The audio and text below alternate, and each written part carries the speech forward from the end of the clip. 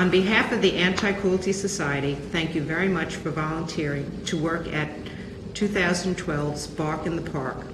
This is our 18th annual 5K dog walk. It's one of our biggest and most popular fundraisers of the year.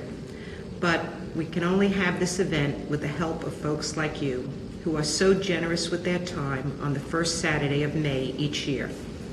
This video will specifically address the roles which volunteers will be playing with regard to registering participants for the 5K walk on event day.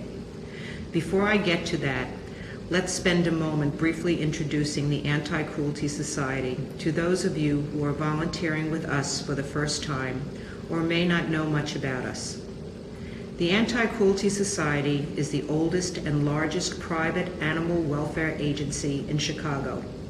Our very first charity clinic opened its doors in 1916 at a time when veterinary facilities for small animals were almost non-existent. We now find loving, permanent homes for approximately 5,400 cats and dogs each year. In addition, we provide low-cost medical care for pets through our clinic, including spaying and neutering procedures available to the general public as we try to stem the overpopulation which currently exists. Spaying and neutering of feral cats and pit bulls is done at no cost. The Anti-Cruelty Society has also been providing humane education programs in Chicago's public and private schools since 1937 and hired the first humane educator in the country. Since then, we have taught compassion and respect for animals to more than 500,000 school-age children and community members, including an anti-violence program for high school kids and a veterinary mentoring program in conjunction with the University of Illinois College of Veterinary Medicine. We offer several levels of affordable training for dogs of all ages, because teaching your dog good manners is the most important thing you can do. Our nationally recognized behavior hotline is available to help pet owners with pet behavior challenges such as aggression, food stealing, litter box problems, and jumping on furniture. In addition, it assists potential pet owners in making the best adoption decision for their lifestyle. We are also proud of our pet visitation programs, in which program volunteers and their dogs visit community organizations such as hospitals, veteran centers, and hospice locations, where they share their dog's love and affection with others.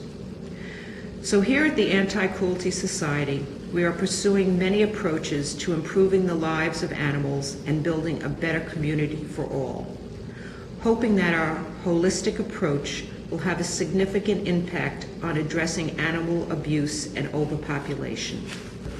Now let's talk about Bark in the Park, one of Anti-Cruelty's largest fundraisers each year. Bark was the original spring dog party in Chicago, having been first held in 1994. Our 5K, or about 3-mile walking course, is at Montrose Harbor, where dogs escort their humans on a route along Lake Michigan. Its objective is to not only raise funds, but also create awareness of all the good work we do.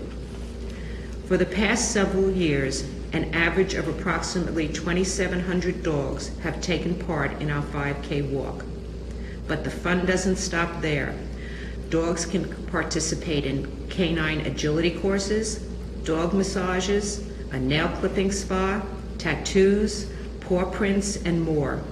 And their owners can enjoy raffles, souvenir photos with their dogs, free snacks, demonstrations, exhibits, and free product samples. This is a day all about dogs and their special bond we share with them. Each year, in preparation for Bark in the Park, we recruit 250 volunteers to work at these various activities, 20 of whom are assigned to the registration tents. On the day of Bark, there are 2 primary functions that fall under the registration umbrella. First, we register participants who have not pre-registered online. And secondly, we distribute registration numbers and other event materials to those who have previously registered, but not early enough to receive their event information in the mail. While many participants do register online prior to the walk, there are still a number of them who wait until event day, so we register them that morning. The volunteers who engage in this process will be in a tent, not surprisingly named registration. Our second tent is referred to as packet pickup.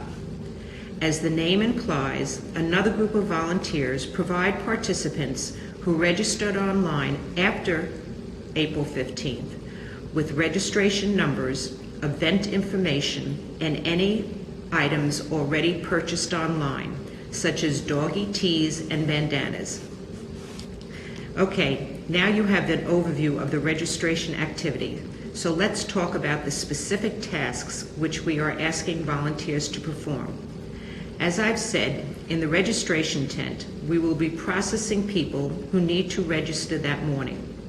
Most participants pay in cash, which we encourage, but we also accept checks or process credit card payments for those who prefer that payment mechanism.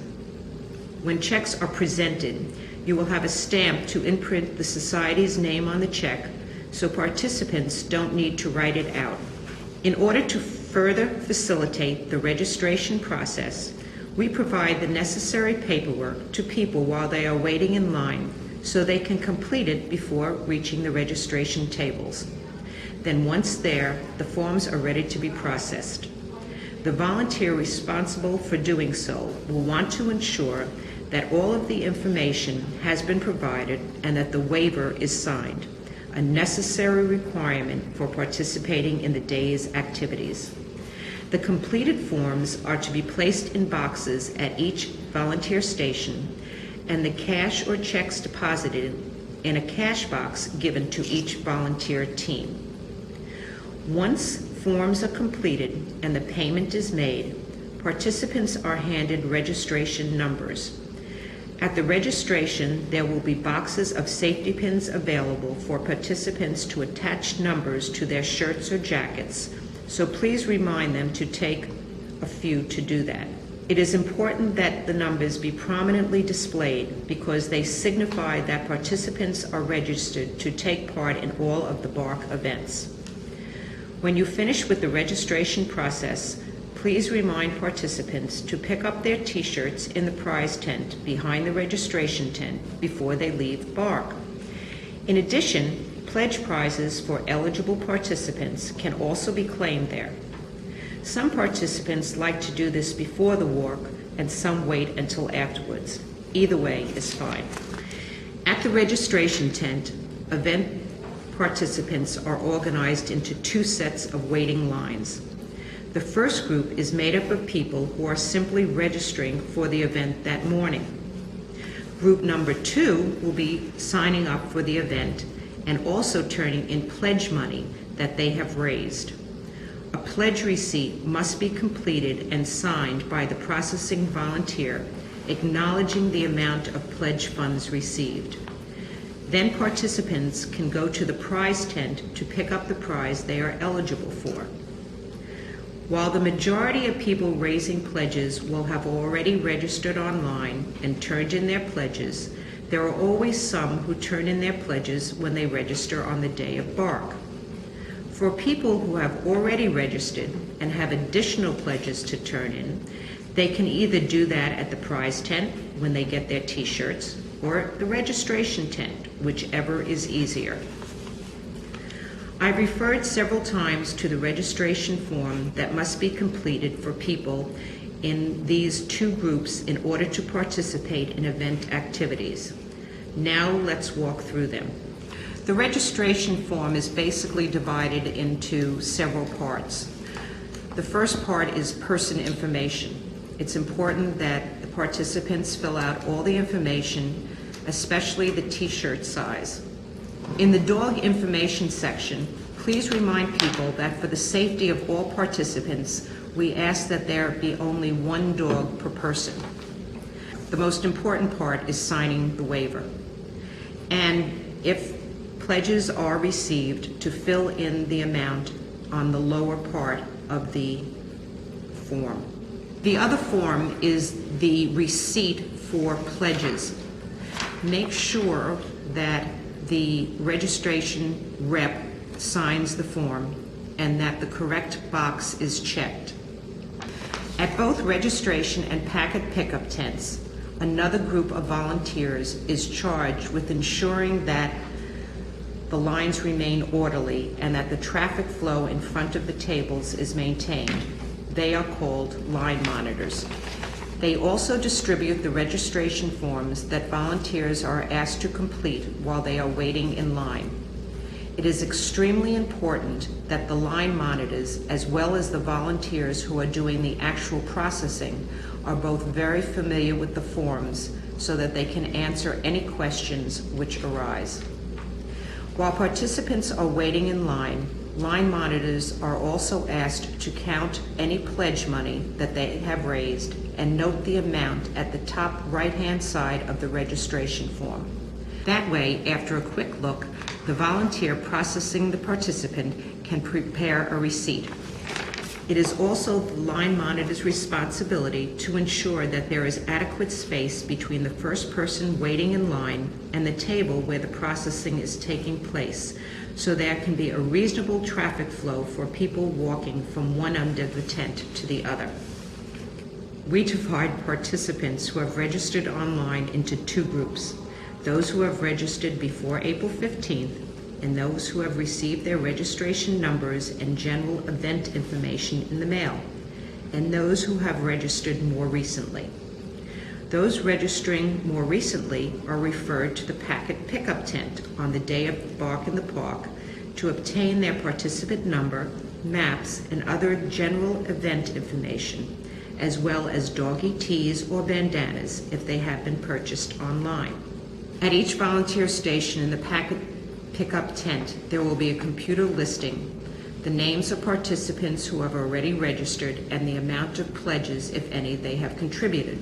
So when a participant is checking in, the volunteer should ask for their name to ensure that there is a record of the participant having registered in the computer. Assuming that this is the case, the name should be checked off, and then the participant should pick up a registration number and other event materials. The computer listing will also indicate if a person has purchased a bandana or a doggy t-shirt. If they have, please take one from the box close by and give it to them as well. Occasionally, there is a discrepancy between what the individual believes they have done online and our computer listing. If this occurs, or if you don't find their names, contact your tent captain. At each processing table in both tents, there will be copies of the layout for Bark in the Park, showing the course for the walk, the hospitality where the snacks are available from our generous sponsors, and the location of various activities and sponsored tents. Please invite participants to take copies of these maps. Because the registration tents are located at the front of Bark area, we are generally the first people representing ACS and Bark in the Park that participants encounter. Given what is often said about the importance of first impressions, we go out of our way to make sure that people's first encounter with Bark is a really positive one, and to thank them for supporting our event.